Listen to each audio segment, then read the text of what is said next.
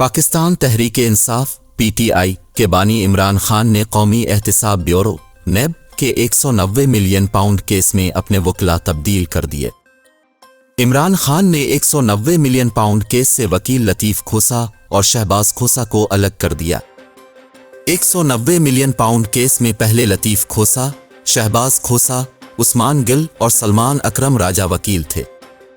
अब इस केस में बानी PTI के नए वकला सलमान अकरम राजा, अली जफर और उस्मान गिल होंगे। 190 मिलियन पाउंड केस में वकला की तब्दीली के बाइस इमरान खान पर आज फर्द जुर्म आयद न हो सकी।